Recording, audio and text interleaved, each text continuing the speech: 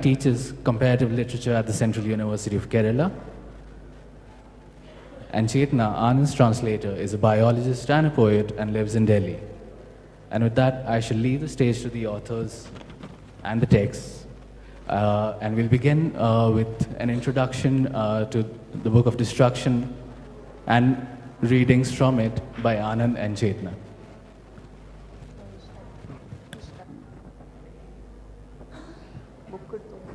You starting.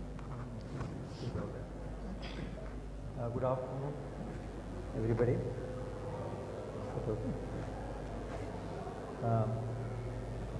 One thing I usually avoid, rather dislike, is to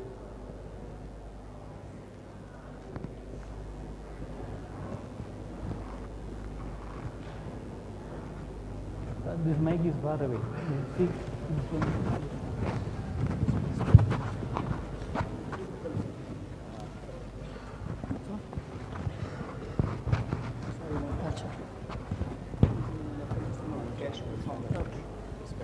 Hello. Is that okay?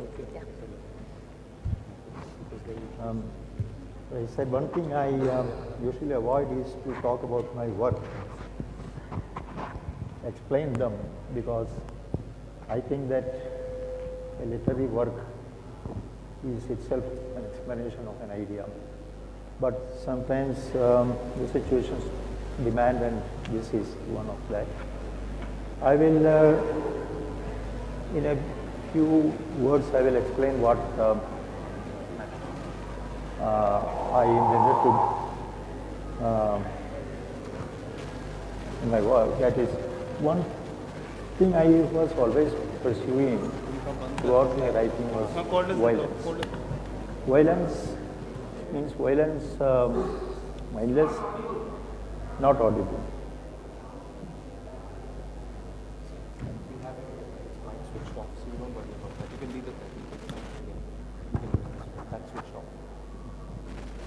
Is it on? It's on, sir. Hello. Is it okay now?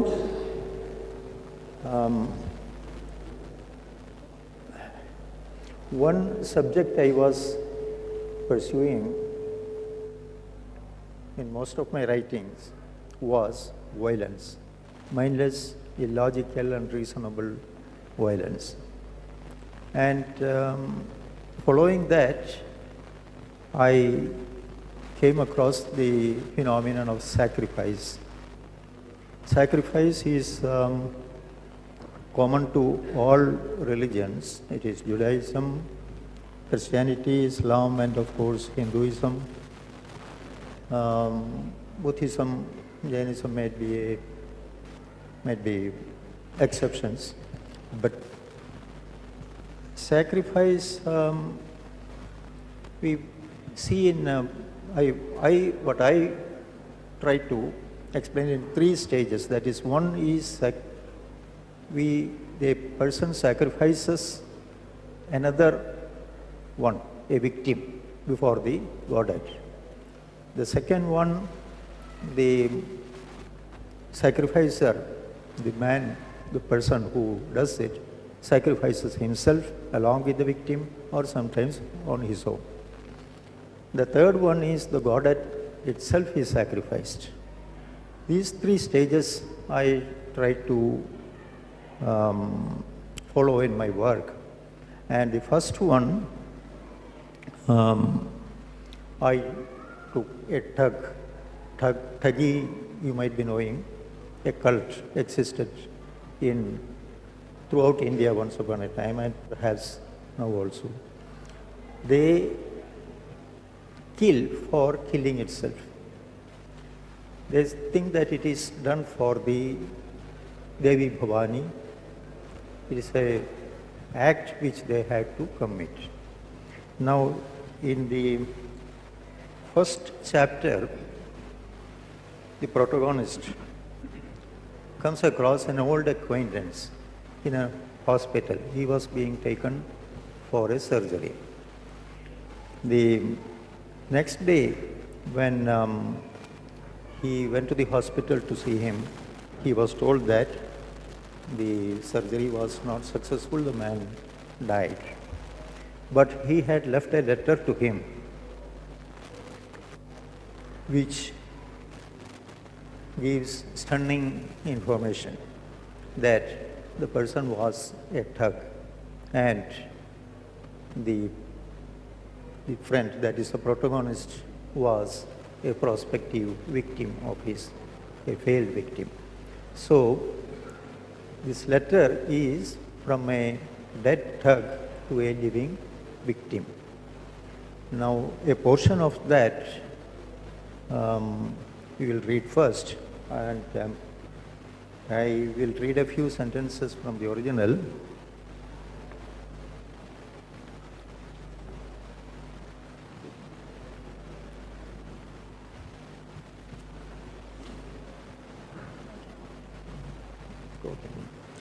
ജീവിച്ചിരിക്കുന്ന ഇരയാണ് ഇപ്പോൾ നിങ്ങൾ. ഞാനാകട്ടെ മരിച്ചുപോയ വേട്ടക്കാരനും. ഈ പറഞ്ഞ രണ്ട് വാചകങ്ങൾ നിങ്ങൾ വായിക്കുന്നുണ്ടെങ്കിൽ എൻ്റെ കത്ത് നിങ്ങളിൽ എത്തിയതുകൊണ്ടാകുമല്ലോ. കത്ത് നിങ്ങളിൽ എത്തിയെങ്കിൽ അത് ഞാൻ മരിച്ചതുകൊണ്ട്. I think that is enough to give a feeling of the language. Now the English portion will be read by Chetna. So I hope I am audible with this mic. Okay. So you are now a living victim and I a dead hunter. If you are reading these two sentences, it is because this letter has reached you. And if this letter has reached you, it's because I am dead.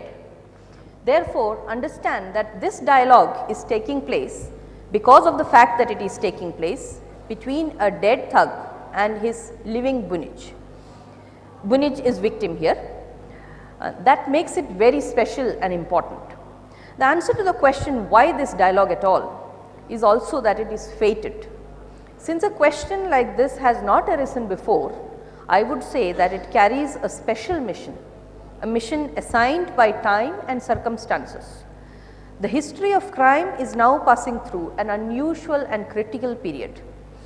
It has become necessary to subject its theory and practice to an intelligent discussion and analysis.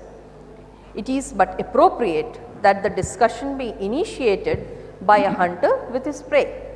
It further becomes ideal when the hunter is dead and the bunij is alive.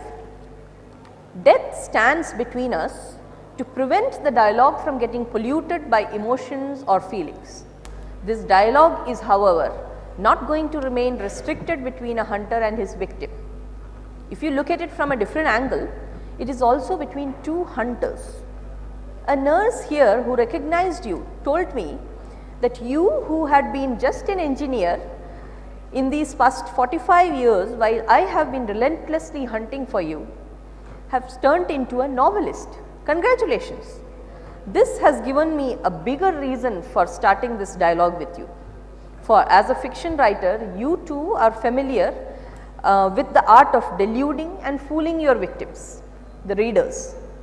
If we use the Romal at the instance of Devi Bhavani, you use the web of words granted to you by your Devi Saraswati. This dialogue thus transforms into one between a dead hunter and a living hunter. To be more precise, between a thug hunter who never contaminates his hunt with emotions and a writer hunter who invariably does. There is one more difference between us. You lie proclaiming that they are lies. You trap your victims with traps advertised as traps. They submit to you knowing that they are being seduced. They experience ecstasy and rapture when you force yourself upon them. The whole experience is turned into an emotional feast.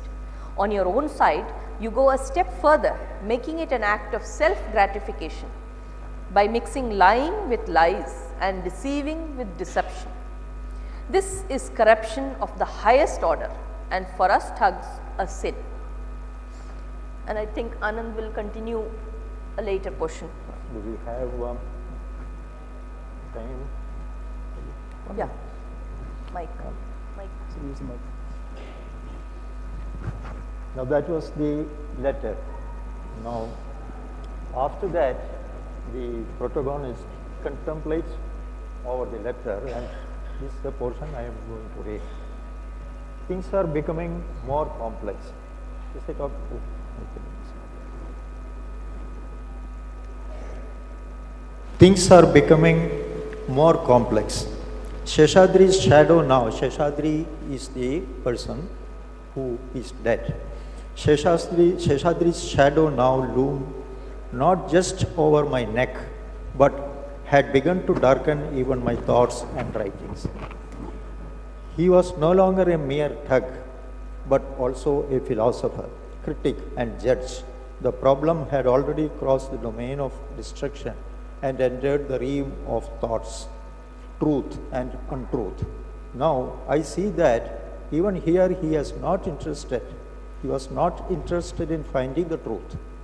His disagreement was on our perceptions of truth and untruth and the place we give them in our lives. His letter raised the question whether such a sharp division between what is truth and what is untruth is even necessary. Sorry. Truth or untruth, for what, when, and to what extent? Does this issue deserve so much discussion at all? What exactly is the thing called theft and what is murder? Do such things need any definition? Do animals entertain such thoughts? His arguments and logic, it appeared, led every time to animal nature. There are certain nomadic tribes who even today practice theft as a traditional profession. They too ask such questions. Do you describe the acts of lions, tigers, and cats who stalk their prey as immoral? Does it constitute theft when birds eat grains from a farmer's fields, or when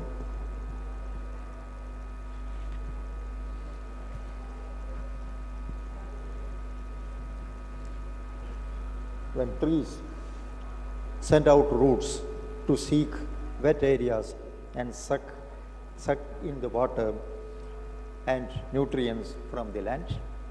There is a belief among us who lead a settled life that gypsies are habitual liars. What a gypsy says today will not be the same as what he says tomorrow. So we believe. Anthropologists who have satisfied this, who had studied this behavior, hold a different view. If a gypsy tells a different story every time, it is not for the purpose of cheating you, they argue. He is embellishing the incident or fact with newer and newer coatings or of imagination every time he describes it, and what is the way he handles the language. It might be the same as when fiction writers say there could be a number of different texts for each fact and each could be true. By building on the fact continuously, the gypsy too is perhaps striving to bring it closer and closer to the truth. It may be the one, it may be the word. Instead of viewing reality as a cold and dead entity, he makes it a growing, changing, living phenomenon. Taking another view, can we ever be sure of what exactly is the truth? Every philosopher, every spiritualist, and every scientist has been on this quest forever. Truth is most likely different for different people. But amazingly, a lie is not so. A lie is unanimous. Pointing at an elephant and calling it a beetle is a lie, and no one will dispute it. In that sense, a lie is more concrete and transparent. One might even say a lie is truer than the truth. Thank you.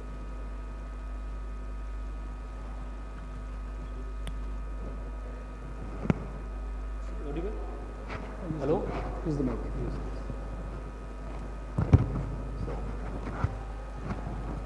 Can you switch off this one because it's not audible? Switch off this one. No, switch off this one.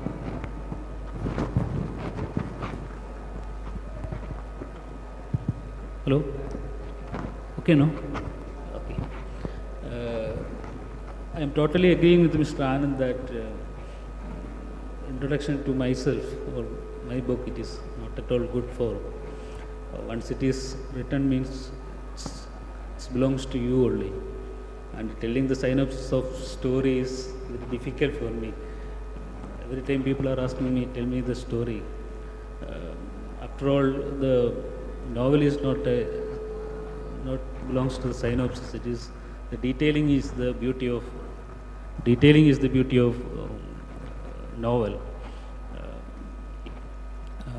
After all, it is the story is all about one of the guy went to Gulf. The migration. It is something very interesting, especially to the Gulf region.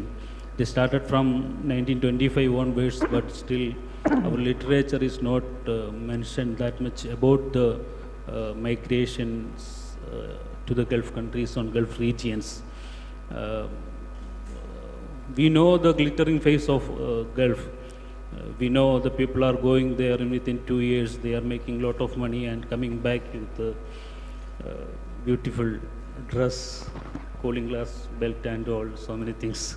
But I think I am living there from since 1992 onwards, and I know a lot of sad stories about their life, and it is not mentioned anywhere in the literature at all. So once I met a person named Mr. Najib, and I heard his story.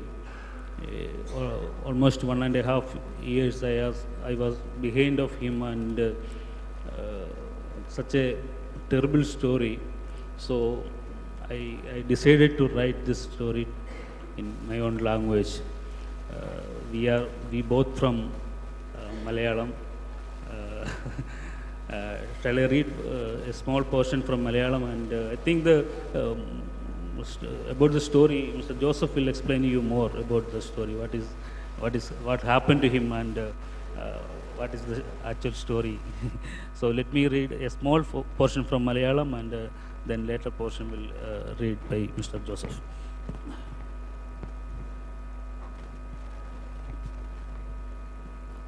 ഒരു ദിവസം എനിക്ക് പെട്ടെന്നൊരു മോഹമുദിച്ചു. സൈനുവിന് ഒരു കത്തെഴുതണം. എങ്ങനെ അത് അവളുടെ കൈവശമെത്തും എന്നൊന്നും എനിക്കിപ്പോൾ ആലോചനയില്ല. എഴുതണം. ഉച്ചക്കുബൂസിനും പച്ചവെള്ളത്തിനും ശേഷം കിട്ടിയ ഇത്തിരി ഇടവേളയിൽ ഞാൻ കട്ടിലിനടിയിൽ നിന്നും എൻ്റെ ബാഗ് വലിച്ചെടുത്തു. അതിനുള്ളിൽ ബോംബെയിൽ നിന്ന് വാങ്ങിയ ഒരു ലെറ്റർ പാഡും പേനയും ഉണ്ടായിരുന്നു. ഞാനത് കയ്യിലെടുത്തു. ഒത്തിരി കുത്തിവരച്ച ശേഷമാണ് പേന ഇത്തിരി തെളിഞ്ഞത്. ഞാൻ ആദ്യമായിട്ടാണ് ഒരു കത്തെഴുതുന്നത്. എങ്ങനെ എഴുതണം എന്നൊന്നും ഒരു പിടിയുമില്ലായിരുന്നു. എങ്കിലും മനസ്സിലെ വിചാരങ്ങൾ സ്വരുക്കൂട്ടി ഞാൻ എഴുതി തുടങ്ങി. You just read the whole. This letter is written by a person who has migrated to, or rather went to Saudi Arabia in search of a job.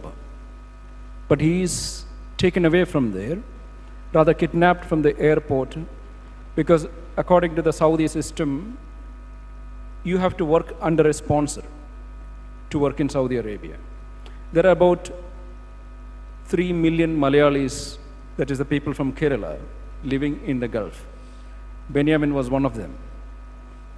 And I also happened to live in Saudi Arabia for some time, for about 8 years, in a university. And we saw many people who've undergone this experience, the experience of practically being slaves in Saudi Arabia. This person lands up in the Gulf thinking that, or hoping for a bright future, but is kidnapped by an unscrupulous person, and he takes him into the middle of a desert and makes him look after his animals. They call it Masara, a place where animals are kept. Now, after living there for some time, this person resigns himself to his fate. But one day, he develops a craving that he must write to his wife. Something he must write back home. But even if he writes something, who will post it? Because he has no human contact. He is not sure that this letter is going to reach his wife. I'm sure, rather he is sure that it will not reach his wife. But still he must write. And he knows his family is worried about him.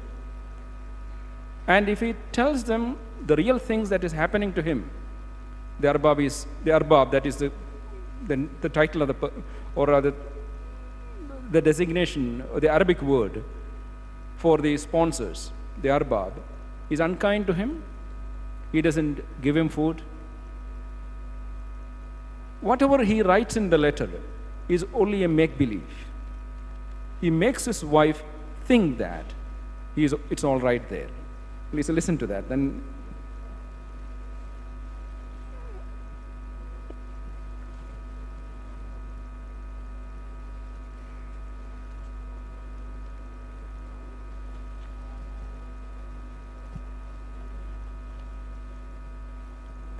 one day, I developed a craving to write a letter to Sainu. Sainu is his wife. One day, I developed a craving to write a letter to Sainu. I didn't bother about how it would reach her. I had to write. I had to. During the brief interval after the khubus and water lunch, I dragged out from my bag from under the coat. The letter pad and the pen I had brought from Bombay were inside it. I took them out. The pen began to write faintly only after a lot of scribbling. I was writing a letter for the first time. I had no idea how to write one. Still, I gathered all my thoughts and began to write. My very dear Sainu, I have reached safely. I couldn't even write a letter because I was very busy with the work. I know you must be worried. Don't worry. Your Ika is very comfortable here. I'm in a very big firm that produces milk and wool. It's a good job. We don't need to do anything. The machines take care of everything.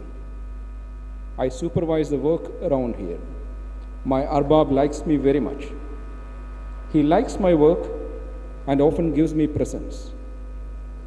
I stay in a very expensive place. Sitting on my cot, I can see everything that is around us. It is so beautiful. The food. How many new and unseen items the arbab brings for me. I started writing this letter after eating khubuz with chicken curry and mutton masala and a glass of pure milk. Indeed, I worry if I have become fat even within these few days. Now it is afternoon, rest time. I need to get back to work after some time. Till then, I can sleep in this pleasant breeze. Some of my local people are also here with me. Ravatar, Raghavan, Vijayan, Pokar, and so on. I did not interact with them very much. The arbab doesn't like it. The arbab has a houri of a daughter. Every evening she and I go for a stroll. She insists that I must go with her. Her name is Mary Maimuna. This is my news. I hope you and Umma are fine. I shall write again when I get time. Your own Ika Najib. I folded the paper, closed my eyes, wept for some time. The truth was not in the letter, but in my tears. Nobody read the truth. Many people ask me why you include this letter in this portion. Actually, my answer was this letter is totally false or something, untruth. It is his imagination. He is in struggle, he is living with the goats, and he is in desert, he doesn't have anything to eat, but still he is imagining that, or he wished to tell his family that I am safe and I am secure. This is what every Gulf Malayali is doing to their family. They are in struggle, they are living there with in sad condition, but they are telling to their family, I am safe, I am secure, I am happy here. This was the history of Gulf Malayali. That's why I include this portion in this novel. In the letter that we just read, this man is actually sitting under the bright sun on in the desert. There's only a piece of cot there. And that's why I say it's a very expensive place, fine breeze.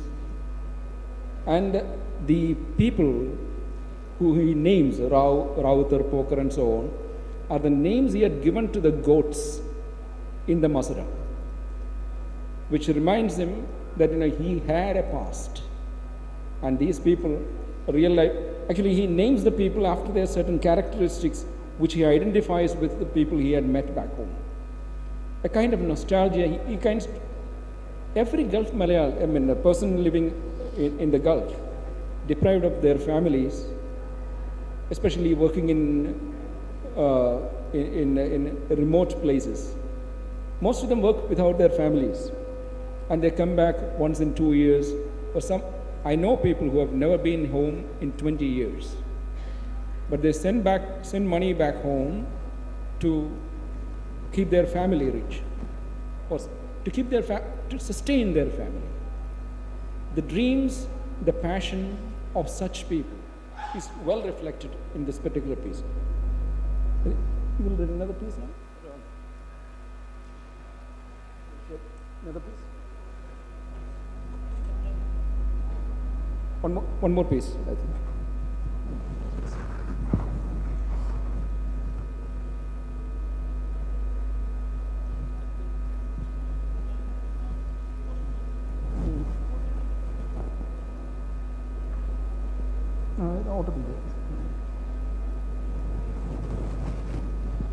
This is the last.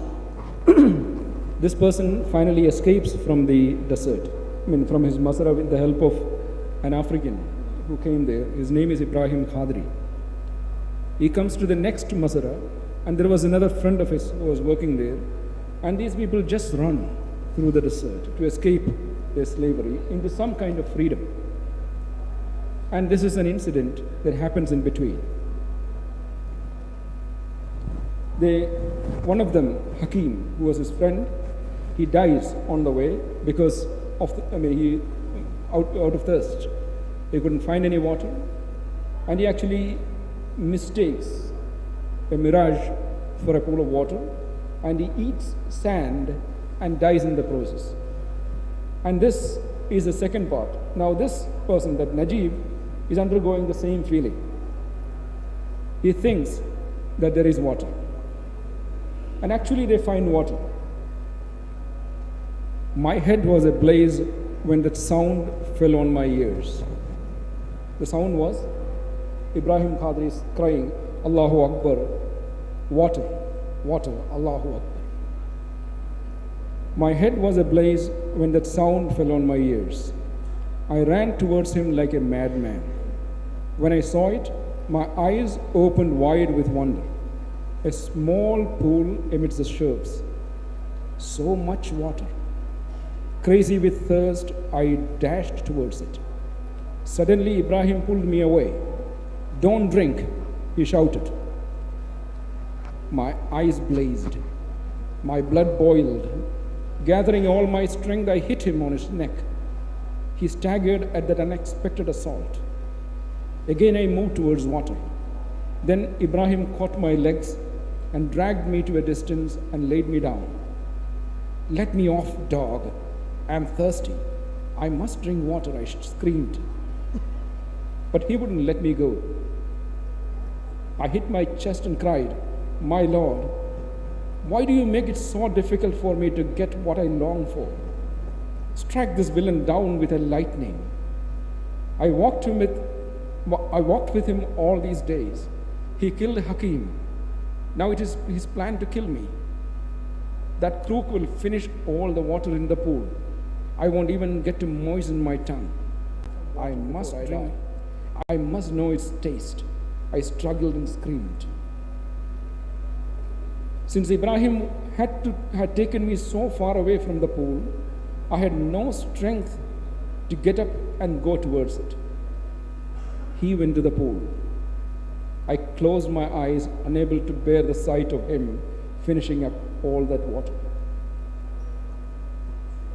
All on a sudden, I felt a dampness on my lips. I opened my eyes. Ibrahim was sitting near me. He had a wet piece of cloth in his hand. He was moistening my lips with that. Greedily, I opened my mouth. As a drop of water from it fell on my tongue, I sprang up as if it burned with acid. He again dabbed my mouth with that cloth. Drop by burning drop, water oozed onto my tongue. Again, Ibrahim went and wet the cloth. Water forced its way through my tongue into my throat. That moistness reached my stomach, burning all my sore spots. It was only after my mouth was moistened fully that the burning sensation slowly ebbed and a thirst began to grow in me. Ibrahim walked me to that spring.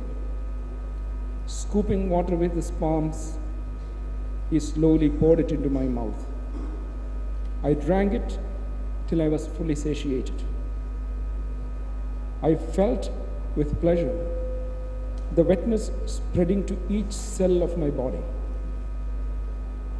Finally, after I drank enough, I fell down on the ground exhausted. It was only then that Ibrahim Khadri took the wet cloth to his own parched tongue for the first time. I sobbed heavily, recalling my pettiness.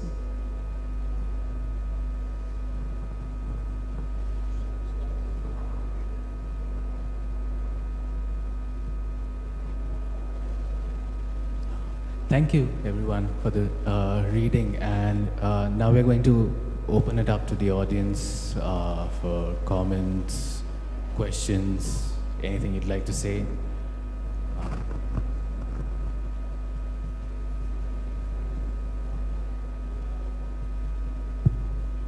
My questions are to Benyamin and Joseph. Benyamin, thank you very much for writing this wonderful book. And to Joseph, thanks a lot for wonderful translation. I actually stopped eating mutton for 2 months after reading the book. My question to Benyamin is, every Malayali seems to have read the book, like my student friends, but has the book inspired any Malayali to not go to the Gulf after reading the book? And to Joseph, my question is, what were the problems of translation? What problems did you face while translating the book? Thank you.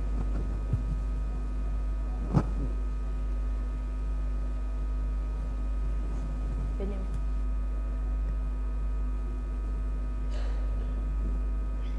Actually, this book was, I did not translate this book for printing. I work in a university, it's called the Central University of Kerala, which started only about 5 years ago. I was teaching in a university in Saudi Arabia. Before that, I was in Delhi. So when I came to the new university, we had to design the syllabus. And there was one particular course, which is called Diaspora Studies. When I looked at it, I found that the diaspora that I experienced is not represented in English language. We have the other diasporas, for example, the diaspora to the United States, to the UK, to Africa, to Europe. Well, all these diasporas are represented very finely by many writers in English. But the diaspora to the Gulf is not there at all. So I was looking for some work which can represent, which I can include in the syllabus. Since I found none, I was looking for some work in Malayalam. Then something good happened that I needed a surgery.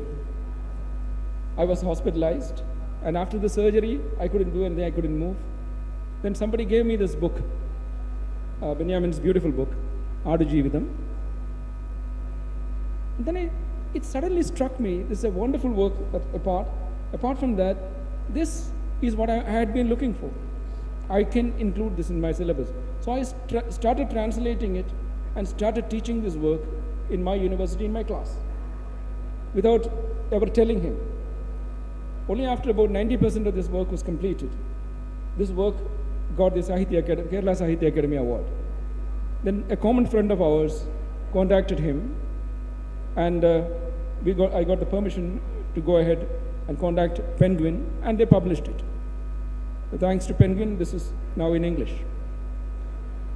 Now, about your question about translation, my trouble in translation, half of that was solved because we share the same experience.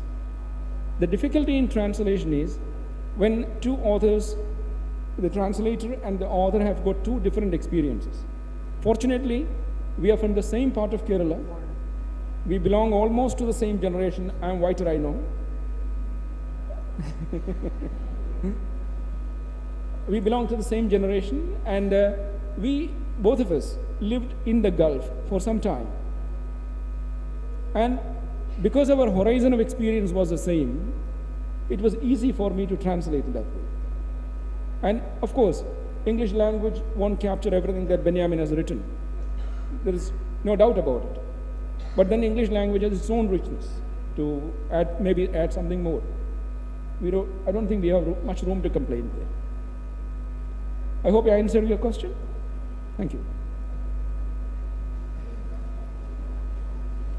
I'll ask as myself. I also have experience from the Gulf, so I know exactly what you're talking about. And I thought it was just something that struck me when you said about that it's difficult to find English or accounts of that kind of diaspora experience. But if you look at the Gulf, it's because the experiences are very different. You know, when you go as a Westerner, you are not digging the roads, you are not sweeping the streets, you are not being as openly treated in such a bad way as I have seen your countrymen treated. So that's why they're too busy making money to write about experiences, and their experiences there would not be much different from anywhere else. So, but I think it's a very interesting topic. And sorry, I'm just kind of ranting a bit, but it's just that I hope we can talk more about this, because it's really nice to hear this beautiful account, and it needs to be told. It's a story that needs to be told, and it needs to be told to an international audience. And so I think it's very worthwhile that you have the English translation as well. Thank you. Thank you very much. Absolutely agree with you. Now, to other friends, there are three categories of people in the Gulf countries. You realize it when you land in the airport. There is one queue for the Westerners. There is one queue for the GCC countries and the rest of the world. And the biggest and the longest queue is in that other category. Actually, when I was not working in one of the main centers in Saudi Arabia. I was working in one of the not so well-known place. It's a place called Hail. If you cross an X, Saudi Arabia's map is like a rectangle. If you mark an X, it's almost in the middle. Actually, it's an oasis city at the border of the desert and Nafud, which stretches from there to Syria. People ask me, can an Indian teach English? Because they have never seen an Indian teaching English. In that city, there are people in the other places, but in that place they had never seen somebody teaching English, especially at the level of a college or a university. They have identified Indians with taxi drivers, sweepers, and maybe small shop runners, some petty shop runners, that's all. Their mentality of looking down on people is well reflected. I'm absolutely sure the Western experience is totally different. The way they are respected, and even the pay scale is very different. And there's a very funny way of justifying it. They told me this, see, look, when you go back home, your purchasing power is much more with this little money than those people with their big money. So you need to be paid only less.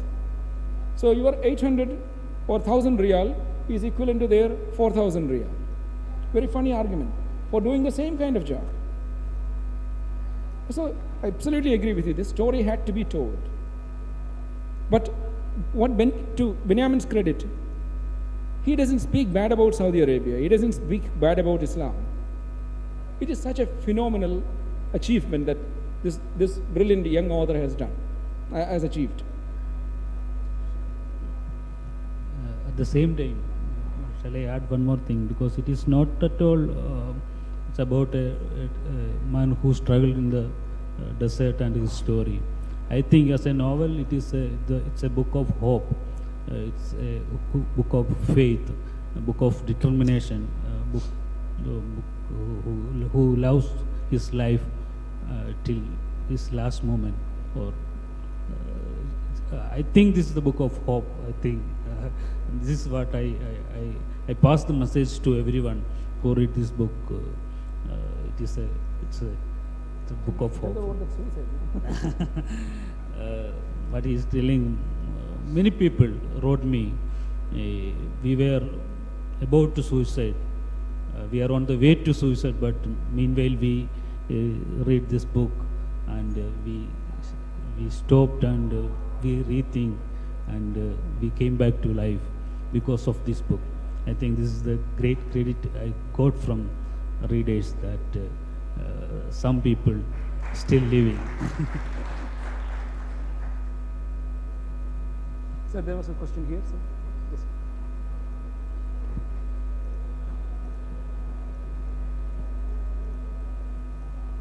Hello. Mr. Benyamin, congratulations for writing such a wonderful book, which I have read last year when you were also here. I have heard you, and I was really was hopeful to see also Mr. Joseph.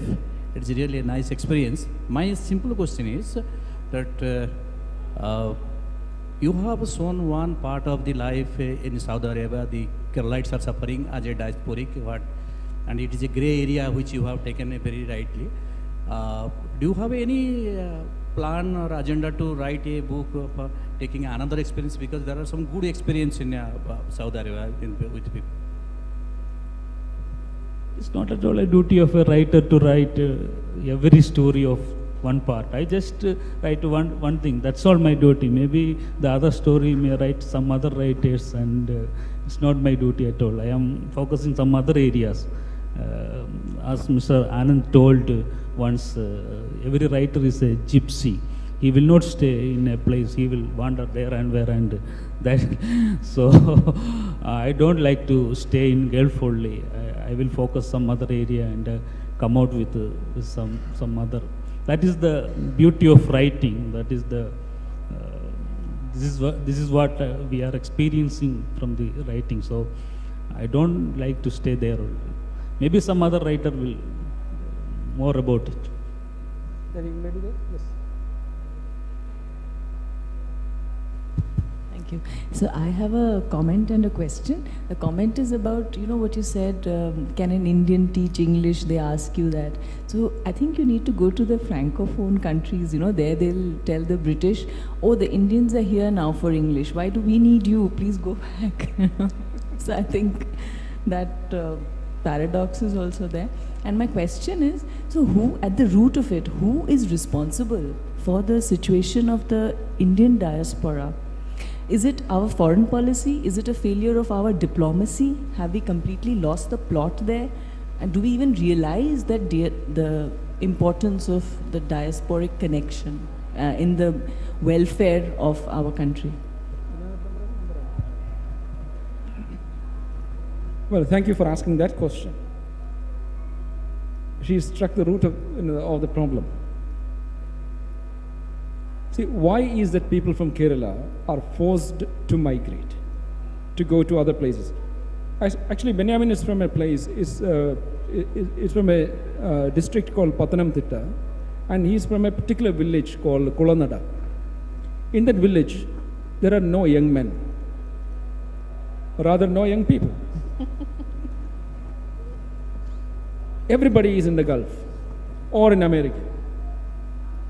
They're working elsewhere and sending the money home, and now people from other places of India, for example, people from Andhra Pradesh, Orissa, West Bengal, Assam, Manipur, people from this belt come to work in manual laborers. They come to Kerala to find work. Meanwhile, these people from Kerala go elsewhere to work. We have a paradox. As most of you have heard about brilliant things about Kerala. It's a wonderfully literate city, 100% literacy, high standard of living and so on. But actually it is not. I don't know whether Kerala is that politically conscious, politically correct. They are managing the resources well. Bajpayee, when he was the Prime Minister of India, said that 60,000 crores of Indian rupees is sent by NRIs to India every year. He said that in the 1990s. About 70% of that money comes to Kerala.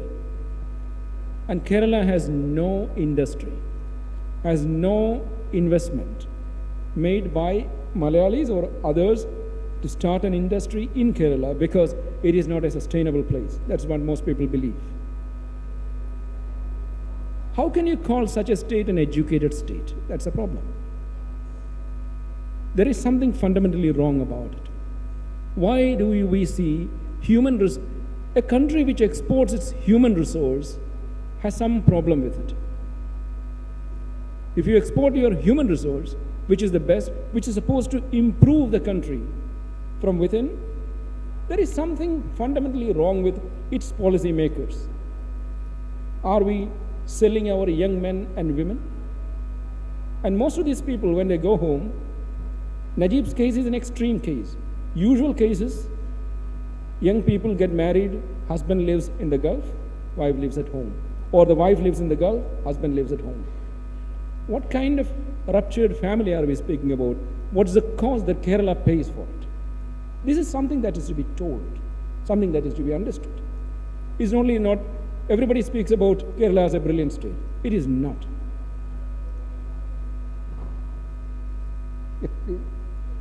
A short comment, please.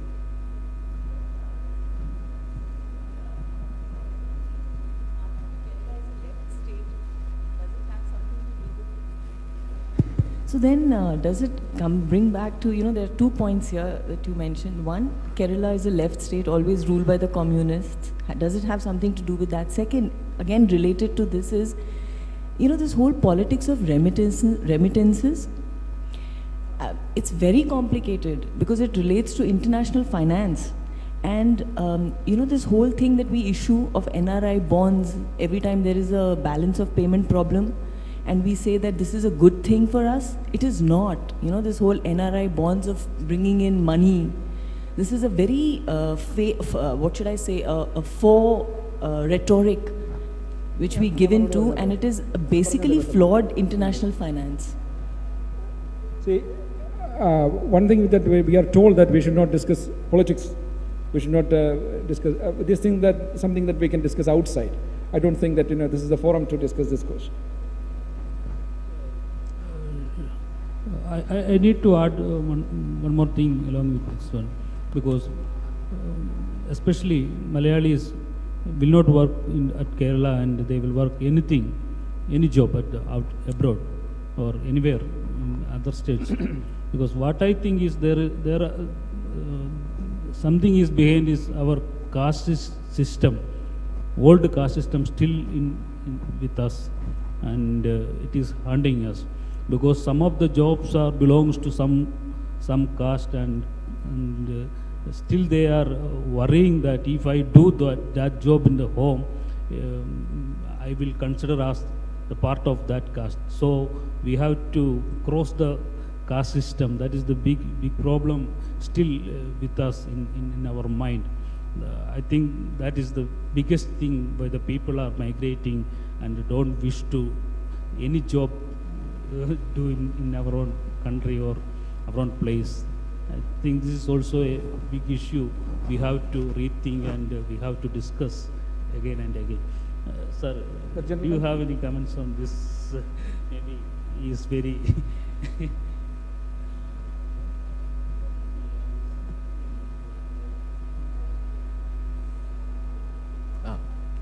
I have a question for Anand and Chetna.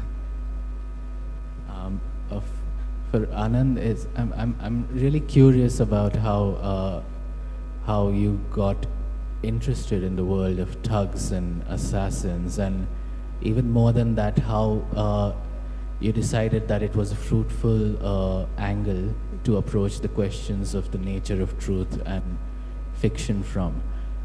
And Chetna, I'm interested in hearing from you about the experience of translating the Book of Destruction. So if you could talk about that a little. He's asking why did you approach this question of thugs, and why did you decide to choose that to look at fiction and the truth, untruths, that relationship?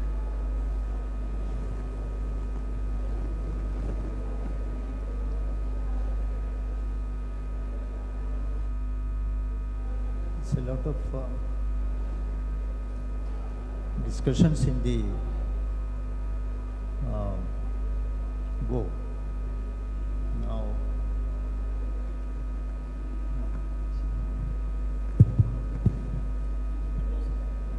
Keep it close. not just truth and truth. The issue is basically I am going back from what is seen on the surface. From that, I am going back to look at things from a different angle. Now,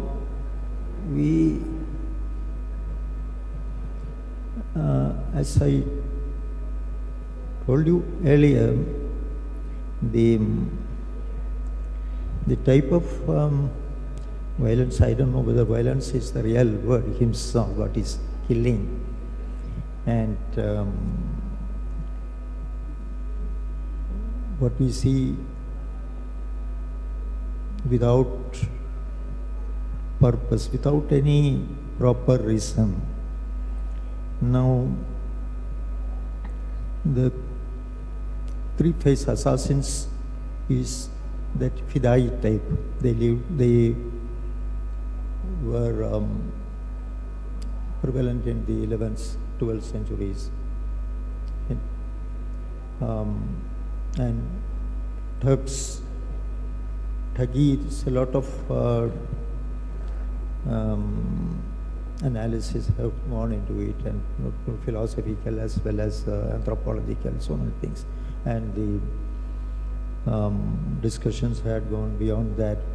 it is a colonial concept, etc. Now I am not going into that. I am only trying to look at the type of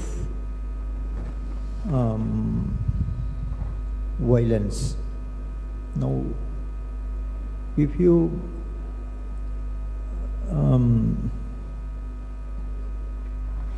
see, someone may ask whether they are still prevalent, thugs. May not be. But thuggy, what we call in Hindi thuggy, that is thug. In Hindi, the word thug is used very commonly. That is cheating, deception, and things like that. Now, there is a, I don't know whether time, how much time we have. 2-3 minutes. When these people, they gang, they circle the victims. The leader of the gang, he utters a catchword, which is the sign for operation. That may be hookah bharlao, pani pilao, something like that. Tambaku khao, like that. Now, I have taken that. No, I don't know whether I can find it.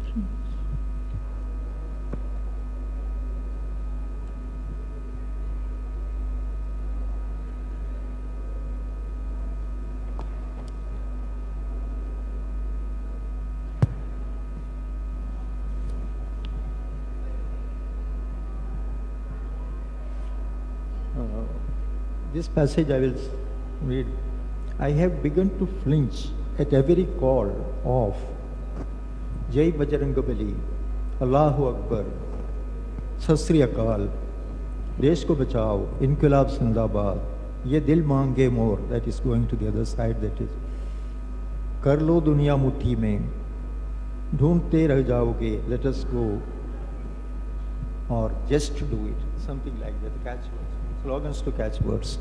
Now all these things, behind them there is some kind of deception or call for violence. Now, when one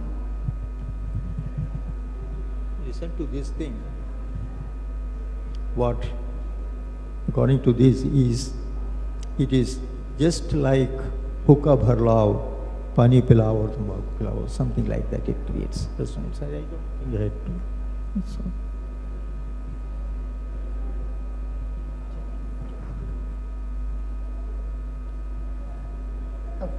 Okay, so the question was how was the experience translating Anand's work, and I would just say that in his works the content is a lot more important than the language. In fact, he uses a very stark, very minimalist kind of language, and it's very difficult for somebody who likes to sort of write long and elaborately, and that's me. So the challenge was to sort of contain the language so that it remains in the style that he likes it, and it was not difficult for me because I was working very closely with him, and the translation went back and forth from the author to sort of, and he chose the right sort of usages that you would like to keep. So in that sense it was very easy. In the other sense it was difficult to sort of contain my language to his style, and that I hope that it has happened. That's what I would say.